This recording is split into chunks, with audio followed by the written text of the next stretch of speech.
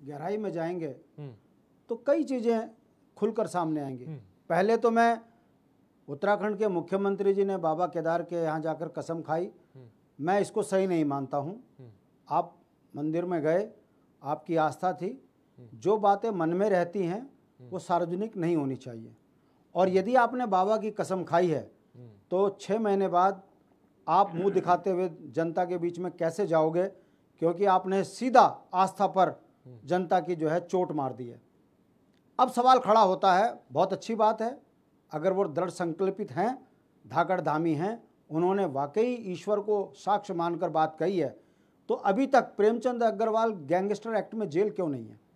सवाल खड़ा करना, हम विपक्ष के नेता हैं, हमारी नैतिक जिम्मेदारी बनती है।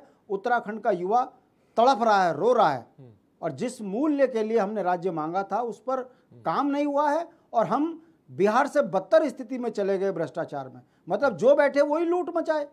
अब आ जाइए, 2016 में जिस मुख्यमंत्री के कार्यकाल में गड़बड़ हुई वो अभी तक जेल में क्यों नहीं है? और क्या कारण है जो मुख्यमंत्री कल तक पाक साफ अपने आप को कह रहे थे, आज वो धाकड़ धामी जी की तारीफ पर लग गए? इसका मतलब क्या समझा जाए कि जब आप पे सीबीआई जांच हो तब आपको त्रिवेंद्र बहुत अच्छे लगने लगे, और जब आपके चेले जेल जाने की नौबत आ जाए तब आपको धामी जी भी अच्छे लगने लगे? तो ये जो गठजोड़ है ये बताता है कि उत्तराखंड के अंदर दोनों राष्ट्रीय पार्टियों ने जमकर लूट मचाई है। और अब अभी जैसे हमारे पत्रकार भाई ने बोला है कि मधुमक्खी के छत्ते में आपने पत्थर मार दिया, अब उसकी आग सब पर लगेगी। मैं पूछना चाहता हूं आपके माध्यम से कि जब हाकम सिंह पकड़ा गया तो अभी तक सफेद पोश क्यों नहीं पकड़े जा रहे हैं जी? जब आपका शिक्षा मंत्री अपने रिश्तेदारों को नौकरियां देता है तो वो अभी तक जेल क्यों नहीं है? अरविंद पांडे और कांग्रेस के शिक्षा मंत्री जेल क्यों नहीं है, जिन्होंने अपनी बेटी से लेकर सबको भर दिया?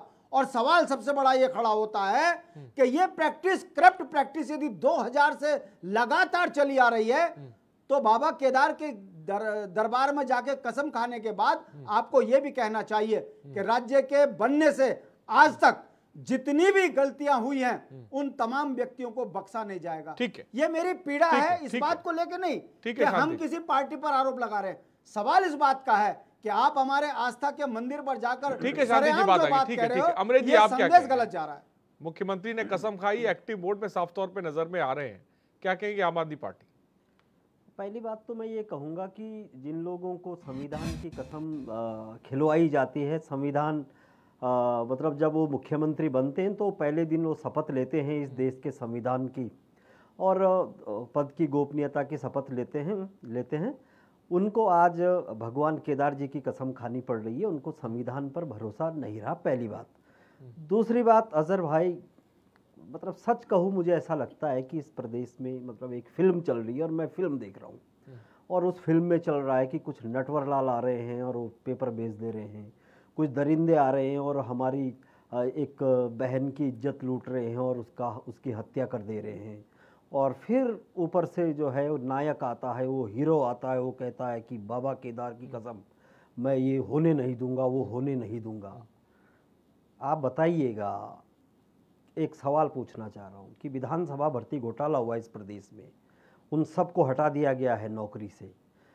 कौन से मुख्यमंत्री थे जिन्होंने विचलन के माध्यम से विधानसभा अध्यक्ष को ये अनुमति दी कि इन भर्तियों को किया जाए? उनसे पहले वाले जो मुख्यमंत्री थे उन्होंने कहा कि इस भर्ती को सीधे न करा करके किसी आयोग से कराया जाए। कौन से मुख्यमंत्री थे? यही धाकड़ धामी थे। तो कितने बड़े गुनहगार हैं। अगर वास्तव में बाबा केदार के भक्त हो तो आज स्वयं के ऊपर कार्रवाई करो कि आपको कैबिनेट के फैसले को दरकिनार करने के कैबिनेट को साथ लेने की बजाय विचलन का उपयोग क्यों करना पड़ा? तो सवाल बहुत सारे हैं। ये जनता को बरगलाने के लिए इस तरीके की कस्में खा करके जो आप कर रहे हैं वो इस प्रदेश की जनता समझेगी, और आने वाले समय में जैसे शांति भाई ने कहा कि आने वाले वक्त में बेनकाब होंगे, तो इस तरीके का जो ये दिखावा कर रहे हैं, मैं आपने कहा कि मैं इस कसम को किस रूप